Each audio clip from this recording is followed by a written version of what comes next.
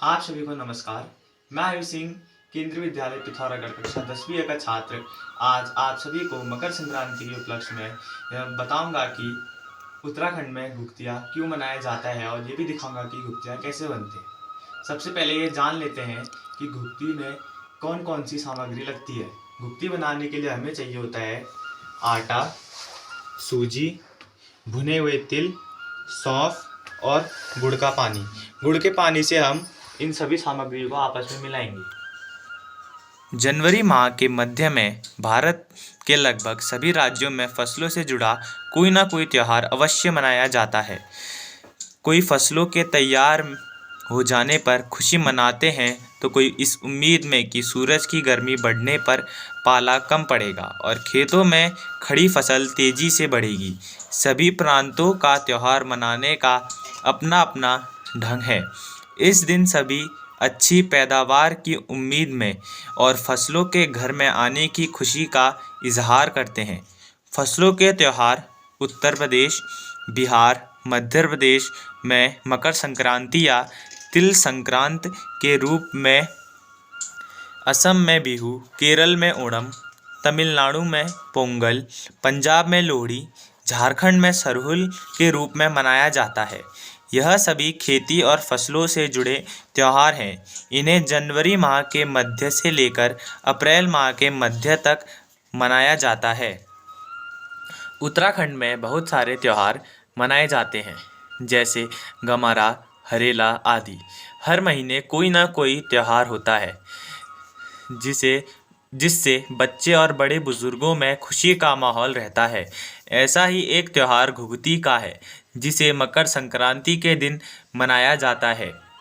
मकर संक्रांति पर कुमाऊं में मनाए जाने वाले घुघती त्यौहार की अलग ही पहचान है। त्यौहार का मुख्य आकर्षण कौवा होता है। बच्चे इस दिन बनाए घुघते कौवे को खिलाते हैं और कहते हैं, काले कौवा काले, घुघते माला खा ले। बात उन दिनों की है जब कुमाऊं में चंद वंश के राजा राज करते थे। राजा कल्याण चंद की कोई संतान नहीं थी। उनका कोई उत्तराधिकारी नहीं था। उनका मंत्री सोचता था कि राजा के बाद राज्य मुझे ही मिलेगा। एक बार राजा कल्याण चंद सपत्नी बागनाथ मंदिर में गए और अपनी संतान के लिए प्रार्थना की। बागनाथ की कृपा से उनका एक बेटा हो गया, जिसका नाम निर्भय चंद पड़ा। निर्भय को उसकी माँ प्यार से उसे घुघती के नाम से बुलाया करती थी। घुघती के गले में एक मोती की माला थी। इस माला को पहनकर घुघती बहुत खुश रहता था। जब वह किसी बात पर जिद करता तो उसकी माँ उसे, जिद मत कर, नहीं तो माला कौवे को दे दूंगी, उसे डराने के लिए कहती। काले कौवे काले, घुघती माला काले। यह सुनकर कई बार कौवे आ जाते, जिसको देखकर घुघती डर जाता था और जिद छोड़ देता था। कौवे के बार बार आने पर घुघते उसे कुछ न कुछ खिला देता, जिस कारण कौवे की दोस्ती घुघती के साथ हो गई।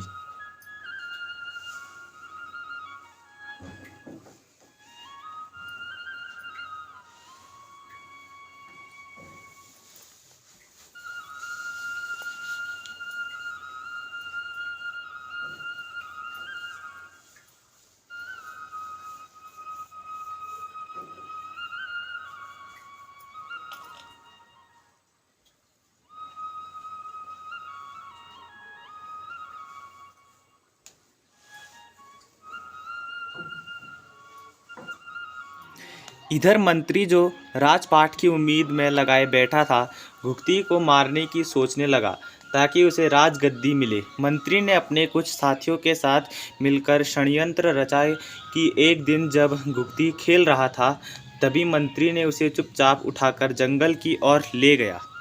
तभी एक कौवे ने उसे देख लिया और जोर जोर से काँव काँव करने लगा। उसकी आवाज़ सुनकर घुघती जोर जोर से रोने लगा और अपनी माला दिखाने लगा। इतने में सभी कौवे इकट्ठे हो गए और एक कौवा माला झपट कर ले गया। सभी कौवों ने एक साथ मिलकर अपने चोंच और पंजों से मंत्री और उसके साथियों पर हमला कर दिया। मंत्री और उसके साथी घबराकर वहां से भाग गए और घुघती को जंगल में अकेला रह गया। वह एक पेड़ के नीचे बैठ गया और सभी कौवे भी उसी पेड़ पर बैठ गए। जो कौवा हार लेकर गया था वह सीधे महल में जाकर एक पेड़ पर बैठकर माला डालकर जोर जोर से काँव काँव करने लगा। तभी घुघती की माँ ने घुघती की माला को पहचान लिया और वह जान गई कि यह कौवा घुघती के बारे में जानता है। राजा और उसके घुड़सवार कौवे के पीछे लग गए। कुछ देर जाकर कौवा एक पेड़ पर बैठ गया। राजा ने अपने बेटे को पेड़ के नीचे पाया और घर लेकर आ गए।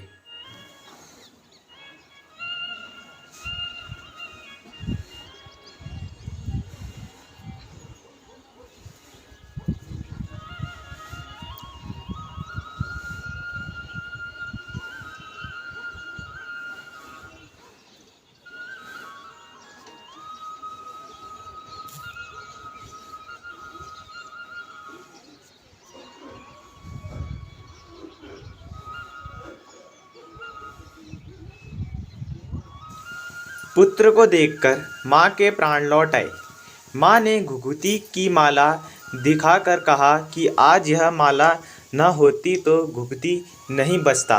राजा ने मंत्री और उसके साथी को मृत्यु दंड दे दिया। घुघुती के मिल जाने पर बहुत सारे पकवान बनाए गए और घुघुती से कहा कि यह पकवान अपने दोस्त कौवों को खिला देना। घुघुती ने कौवों को पकवान खिलाया। यह बात पूरे कुमाऊं में फैल गई और इसे बच्चों के त्योहार के रूप में ले लिया गया। तब से हर साल मीठे आटे से यह पकवान बनाया जाता है जिसे घुघुती नाम दिया गया। इसकी माला बनाकर बच्चे मकर संक्रांति के दिन अपने गले में डालकर कौवे को बुलाते हैं और कहते हैं, काले कौवा काले घुघुती माला खा ले। आप सभी को मकर संक्रांति की हार्दिक शुभकामनाएं और धन्यवाद।